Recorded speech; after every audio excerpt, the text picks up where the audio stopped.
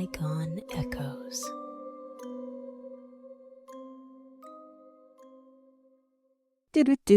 Welcome to Bygone Echoes, a history podcast. I'm your host, Courtney, and I am so glad that you chose to be here today. Because as we say, history is not just about the past, it's about understanding how we got to now and where we might be heading next. And sometimes history is not just found in the textbooks. It's in the music that shapes us, the songs that refuse to fade, and the ones that are somehow still hitting decades later. And this brings us to today's episode. So picture this. It's a regular weekday morning. I'm driving my elementary age school kiddo to school, and as usual, we are playing music. It's just a thing that we do in the morning. Sometimes it's pop, sometimes it's rap, some days classical, because I'm trying to cultivate taste here. But this week I am in a Queen phase, and I'm not totally paying attention to the kiddo in the backseat. I'm just vibing. I'm drumming on the steering wheel. I am dancing. I'm absolutely butchering Freddie Mercury's high notes. And I mean butchering because though I love to sing, I am not really a singer. And then I catch a glimpse of their face in the rearview mirror. It is scrunched up, like deep in thought, existential crisis level scrunched up. Then, totally serious, totally perplexed, like they are stuck on a math problem, they hit me with, what is this song even about?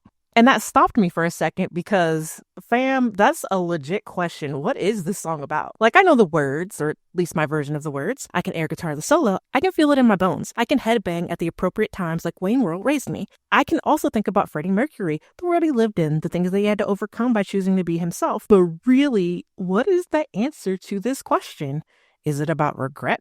Is the song about guilt? Fate? Is it nonsense? Why does this still hit so hard no matter how many times I've heard it? And each time I play it, I feel something, even if I can't articulate exactly what that something is. And so that moment stuck with me because music is one of those things that travels through time. It lands differently depending on who you are, how old you are, and when you hear it, it's an experience. And also, let's be real, the last few episodes have been heavy as hell. And it would be nice to do something lighter for once. Moderation is key, right? And side note, the kiddo does not listen to the podcast, but again, I really want to dig into this because Bohemian Rhapsody is legendary. It is one of those rare songs that keeps pulling people in, no matter the decade. So we're not just going to talk about Queen, we're going to talk about why the 6-minute rock opera still hits people today, still has people generations later still asking, what does this even mean? And I am super geeked. Are you ready? Let's go. Let's set the stage. It is 1975. Queen is about to drop a 6-minute long rock opera that the record labels will absolutely, positively not want. You heard me. They did not want this. They thought it was too weird, too long, too much. But the world was ready for something big. Because first off, it's the 70s. The human world is a hot mess leading up to this time. The economy is a dumpster fire, a whole dumpster inferno, if you will. Smelly, burny, a sad, crusty shell of what it once was. Gas prices were disrespectful, inflation was gross. And in Britain, where the band Queen was based, things were so bad. Listen, they were so bad that the government literally cut the work week down to 3 days to save electricity. Did you know that was a thing? I didn't know that was a thing. But apparently, when you mix essential workers striking plus a global oil crisis due to Arab countries embargoing oil supplies to countries supporting Israel in the Yom Kippur War, you yield not enough fuel to generate enough electricity to maintain business as usual. That is wild. Anyway, over in the U.S., after about 2 decades of fighting, millions of lives lost, anti-war protests shaking the country, and a drive that forced 2.2 million young men, mostly poor or working class and African American, into combat, the U.S. finally said, yeah, we're done, to the Vietnam War. But their pullout game? Weak. Because the war didn't just stop, friends. No, it kept going for years. And by April of 75, Saigon fell. South Vietnam didn't just lose the war. After the North took over, the new government launched massive crackdowns, massive executions, brutal re-education camps, forced labor, and a refugee crisis that had people literally risking their lives on rafts just to escape. It was a purge, a political cleansing, brutal, horrific, but not quite a genocide. But right next door, the Khmer Rouge in Cambodia, that was a genocide, one of the deadliest in history. Nearly 2 million people were wiped out because of their own government saw them as a threat. Although the situations in Vietnam and Cambodia were different, both left scars that never fully healed. I read about genocide sometimes because I wonder how things can come to that time and time again and what can be done to prevent it. The Khmer Rouge, what happened in Cambodia, that one hits different. All genocides are evil. I hate to think in absolutes, but genocides are evil. They're evil to me. But something about that particular one, how fast it happened, how brutal it was, how people were slaughtered just for being educated, that one sits in my soul in such a deep and dark and painful way. I will take a pause there. That way I do not spiral. And we'll switch back to today's topic because that got real dark for a minute, especially when you consider the same things are happening right now. So back to 1975. So back in the U.S., people are exhausted. The war ripped the country apart, politically, socially, economically. The draft was over. People were no longer being drafted, but the damage was done. Trust in the government was at an all-time low. Veterans were coming home to a country that wanted to forget them. And in the middle of all of that, the U.S. and even the world, they needed a distraction. Enter music. The hippie era, dead. The whole peace, love, and let's hold hands and save the world kind of thing was over. By 1975, the world felt heavy. The aftermath of everything just left everybody so tired. But music kept moving, still evolving, still shaping culture, and honestly, it was doing the most, and I am here for it. Black music was thriving, funk was everywhere. Earth, Wind & Fire, Parliament Funkadelic, the Isley Brothers, James Brown. If you weren't grooving, you were lying. But funk was not just about getting down on the dance floor. It was loud, it was proud, and it had a message. Black joy, black survival, black rebellion, and it was saying that we're still here, we're still thriving, and we will be heard. And then there was disco. And before y'all come at me about Saturday Night Fever, let's be real, disco was black and queer before it ever got mainstreamed. It started in underground clubs where Black, Latinx, and LGBTQ plus folks were like, oh, we don't belong in your world? Cool, we'll make our own. And that world, it had some bangers. Donna Summer, The Tramps, Chic. It wasn't about music, it was about liberation with a beat drop. If funk was power, then disco was freedom. Then, of course, there was the gritty political side of music. The war may have ended, but musicians, rightfully so, were still pissed about it. Bruce Springsteen, Bob Dylan, Creedence, Clearwater Revival, they were all out here asking the hard questions like, what's going on? Shout out to Marvin Gaye, who already set the tone of that for the entire decade. People were writing songs about disillusionment, the working class, and a country that didn't feel like home anymore. Basically, America was having an identity crisis, and the radio was the group therapy session. But on the opposite end of the spectrum, you had bands going bigger, louder, weirder. Rock was getting huge. Led Zeppelin, Pink Floyd, David Bowie was all about spectacle. If people weren't looking for deep political commentary, they were looking for escape, theatrics, something bigger than real life. And Queen was about to take that to an entirely new level. The world was restless, tired, ready for something bold, something that didn't follow the rules. And Queen did not just break the rules, they set them on fire and walked away. Now that we've set the stage, let's talk about the people who made it happen. Because Queen did not just appear overnight out of thin air, fully formed like some type of rock and roll Athena. They built themselves into a band capable of pulling off something as wildly ambitious as Bohemian Rhapsody. And the heart of it all? Freddie Mercury. Technically, Queen started before Freddie even got involved. Back in the 60s, Brian May and Roger Taylor were in a band called Smile. And when I say these guys were smart, I mean Brian May was literally studying astrophysics at the Imperial College London. That band could have been out here unraveling the secrets of the universe, but instead, he chose rock music. And I gotta be honest, guys, I have nothing but mad respect for that. Side note, I too once dreamed of studying astrophysics, but then math and science were like, no babe, absolutely not. Anyway, Smile was good, but they weren't exactly setting the world on fire. They played student gigs around London, but something just wasn't clicking. And then their lead singer said deuces and left. And that is when someone who had been watching them for a while, someone with big, amazing ideas, stepped in. Enter Freddie Mercury. Freddie was born Farrokh Bulsara in 1946 in Zanzibar, which is modern-day Tanzania. His family was Parisi Indian, and they moved to England when he was a teenager, escaping political upheaval. From an early age, Freddie was different. He was a dreamer, a performer, a kid who saw the world as something bigger than it was. He studied art and design and was obsessed with music, fashion, and theatrics. He wasn't just thinking about how a song sounded. He was thinking about how it looked, how it felt, how it would change people's minds. He loved glam rock, opera, theatrical performances, all things that felt larger than life.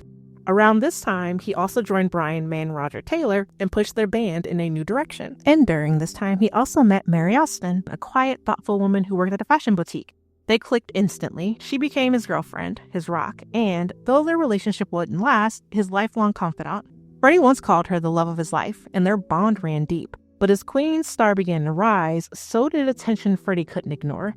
His attraction to men was something he kept private, and in an era where being openly gay could destroy a career, he was trapped between who he was and what the world expected him to be. Still, if there was one constant in his life, it was Mary. They weren't partners in a traditional sense, but they were family.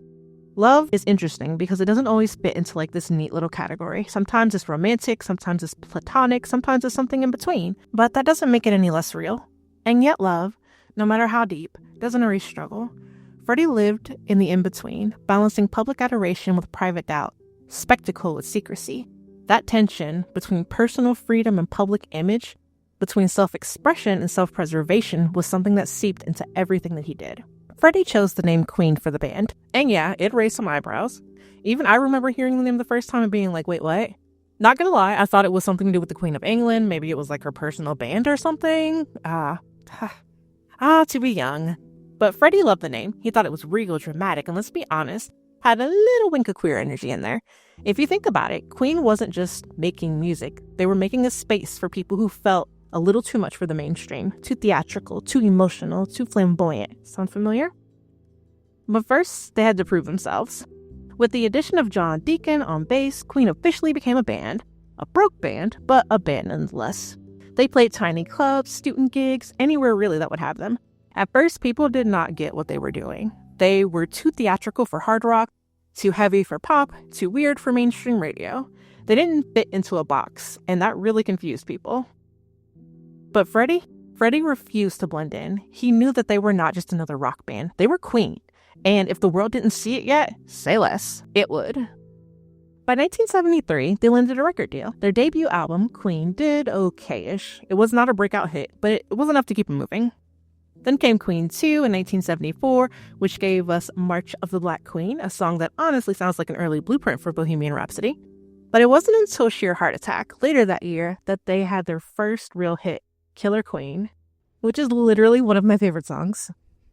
With Killer Queen, people finally started to pay attention, and Queen was on the rise, but Freddie, he was already thinking bigger. By 1975, the band had momentum, but they still needed one song that would change everything for them, and Freddie had just the thing. He had been working on pieces of the song for years, like since the 1960s. Back then, he had called it the cowboy song, because of the line, "Mama just killed a man," which kind of does sound like the opening of a spaghetti western. But for years, he had scattered lyrics and melodies, but not a full song, just a vision of something that wasn't just music, but it was a whole experience. The problem? The music industry at the time was not in the mood for experiences because those sounded risky. A 6-minute-long opera song with no chorus, no traditional structure, like radio stations were not going to touch that. So Freddie waited. He kept it in his back pocket, slowly piecing it together, and in 1974, Queen had just enough success and enough creative control to go big. Recording Bohemian Rhapsody was an exercise in absolute madness. This was not just a song, it was a production. A rock opera Frankenstein monster that required layers upon layers of sound. They spent 3 weeks just recording the vocal harmonies. 3 weeks. Just on the opera section. And this was the 1970s, so they did not have fancy digital tools. There was no easy way to layer this. Everything was done by hand. So what did they do? They sang the same parts over and over, layering them together until it sounded like a full choir. At one point, they had 180 vocal overdubs stacked on top of each other. They ran the tapes through the recording machine so many times that the reels started wearing out. The producers held them up to the light and they were nearly transparent. I am not an expert in recording in the 1970s, but that sounds like a pretty big deal. And that was how much that they recorded. The studio techs thought that these guys were insane. And then came Brian May's guitar solo. Freddie had actually left blank space in the song, trusting that Brian was going to come up with something legendary. And then he did. He didn't go for speed or flash. He went for melody, something that sang. It became one of the most recognizable solos in history. But even after all that, the weeks of layering vocals, the insane instrumental arrangement, Queen still had one final battle ahead of them. When Queen turned in Bohemian Rhapsody, the record executives took one listen and said, absolutely not.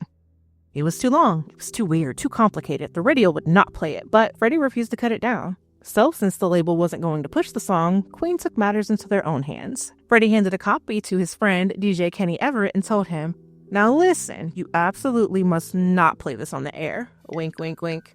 So Kenny did what any sane person would do and played it 14 times in one weekend. And listeners lost their minds. They started calling radio stations demanding the song. The hype was so massive that the label had no choice but to release it. The moment that it hit the airwaves, it exploded. 9 weeks at number 1, a global phenomenon, one of the most unexpected hits of all time. And from there, Queen took over the world. They kept pushing boundaries, releasing hit after hit. Somebody to Love, We Will Rock You, We Are the Champions, Another One Bites the Dust. Their concerts became legendary, with Freddie commanding stadiums like a rock and roll deity. And then, in 1985, they delivered what is still considered one of the greatest live performances of all time at Live Aid. I wish I had been born at the time because it sounds like it was pretty amazing.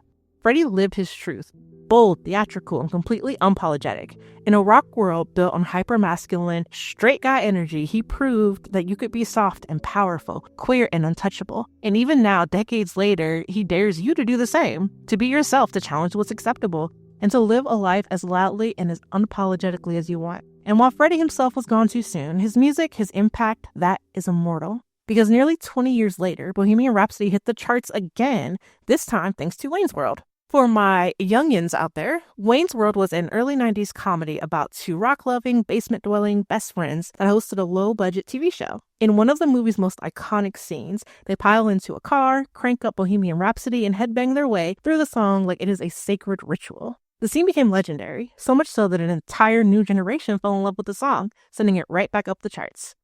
Except for me. My discovery would not come until like a quindecade later. So music is a huge part of my life.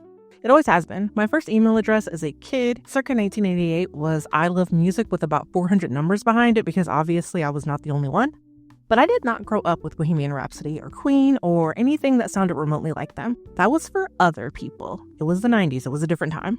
My household was strictly R&B, rap, gospel, and funk. Good bit of funk, actually. I grew up to TLC, Jodeci, Tupac, Bone Thugs and Harmony, Mary J. Blige, etc. Like, that was my world. Music was home. Listening to anything else, to be honest, would seriously get me made fun of in the worst ways. And I already had enough trouble fitting in, so like, why add anything else on top of that? But looking back, some of the music that I actually was allowed to listen to, it was questionable. My mom had me belting out 90s R&B songs about relationships and heartbreak, but I was not allowed to say cuss words. Like, ma'am, I'm 7. What business do I have singing about bumping and grinding while also getting scolded for saying hell? Make it make sense. Anyway, I didn't actually hear Bohemian Rhapsody until I was in college, and even then, I didn't really have any idea what I was listening to. I had heard about Queen before college, way back when I was a kid. A band of what appeared to be all men named Queen. Yeah, that sticks with you when you're looking at society through the lens of gender expectations. And the name itself, like I said before, made me think of the British monarchy. Like, is this the Queen's personal band? Is this like some weird flex? But who am I to judge? And then I saw pictures of them and I thought, oh, wow, it's really all dudes. Because for some reason, I think a part of me assumed at least one of them was a woman and that was the Queen, right? Nope, it's just a couple of guys dressed dramatically, looking unlike anything that I was used to seeing. But it wasn't my culture again, so who was I to judge? But I will say it was fascinating to see people who didn't conform to like the normal expectations. Like, it was a moment for me, like oh, I have a choice sort of moment for little kid me, so that was nice. So back to college. One night I was playing a video game on a private server because I am that type of nerd. And the people running the server had Bohemian Rhapsody on as the background music. But at first, I didn't know what it was. I was totally confused. It sounded like 3 different songs smashed together. There was like this soft ballad part and then like opera, which I had only heard of as a joke on like cartoons. And then out of nowhere, there's like this banger of a rock song. Like, what is happening? And it was so different from anything that I had ever heard before. But yet it stuck with me. I found myself choosing to play that specific game server again just so I could hear the song. I didn't even care about playing the game anymore, and eventually I was frantically typing lyrics into Google trying to figure out what the hell this was I was listening to. It was chaotic and it was a masterpiece, but it was confusing. And that is when I really found Queen. But even then, I wasn't like instantly obsessed. I wasn't one of those people who immediately fell in love with the song. It was more like, that's really cool. I should hear it again. And I love things that don't totally make sense, so my brain just kept circling back like, what does this mean? Wasn't until my late 20s when I really got into Queen and therefore Bohemian Rhapsody again. And looking back, I think it's because my musical exposure had always been so tied to the culture that I grew up in. And it took me a while to feel safe enough to really step outside of that and explore something completely different. Nowadays, I have so much more exposure to different musics, and it is so satisfying, especially when I connect to it on like what I now call my rebel music level. And whether it's punk or rock or trap rap or aggressively cute K-pop, there's something about music that pushes against the status quo that just bolsters me. It makes me want to challenge things, to question, to see the world differently. And maybe that's the point. Maybe the best music doesn't just entertain, it cracks something in you. It gives you power. Girl power? Maybe. Rebel power? Definitely. And when it comes to Bohemian Rhapsody, it's become more than just a song to me. I don't know exactly how to explain it, but it sees me. It was probably the first time I experienced that. It settles something in my soul, like it's giving me permission to exist exactly as I am, like I belong. And now, years later, I am in the car with my kid playing the same song that once had me deep in thought. And they're asking the same question I had when I first heard it. What does this even mean? And the truth is, maybe Bohemian Rhapsody isn't supposed to have one meaning. Freddie Mercury said it himself. That's the beauty of it. It's the kind of song that grows with you. And the first time you hear it, maybe it's just weird or cool. The next time it's exciting. Maybe a few years later, it's legendary. And for my kid, it's just the beginning of seeing music as an experience, as a way to see the world differently, to challenge the status quo. Although, if I'm keeping it 100, I am confident that when I share my findings with them, they will not be pleased because they wanted a concrete, actual answer like A plus B equals C. But that is the magic of it, isn't it? Sometimes the best songs don't give you an answer. They just make you ask the question. So what is it about Bohemian Rhapsody? Why does a song with no clear meaning, no traditional structure, and the audacity to throw opera into a rock song still hit like a freight train? Maybe it's because Bohemian Rhapsody doesn't demand to be understood. It has to be felt. It's weird, it's theatrical, it's messy. It doesn't fit neatly into any box. And honestly, that's part of what makes it so magical. Because for every generation that discovers it, the reaction is the same. What is this? And then, I need to hear it again. So next time you hear it, whether you're in a car, at a concert, or just vibing alone, know that you're not just listening to a song. You're taking part of something bigger, a cultural echo, a shared human experience. And maybe, just maybe, you're having your own existential crisis in the backseat, just like my kid. Thank you for hanging out with me today. If you enjoyed this episode, please like, share, subscribe, and do all the things, including leave a review. Your support helps us keep the podcast going, and it lets more people find us. Next time, we're shifting gears from rock operas to real-life disaster movies, because we are talking about the Jonestown flood of 1889, a catastrophe, a failure of the elite, and, spoiler, it was absolutely preventable. Until then, be kind, be curious, and be ready to make history. Interested in learning more? We recommend Bohemian Rhapsody, the definitive biography of Freddie Mercury by Leslie Ann Jones. Queen, Days of Our Lives, a 2011 BBC documentary. You can also watch Queen live at Live Aid 1985 on YouTube and visit our website at www.bygoneechoes.website for more information, resources, and more.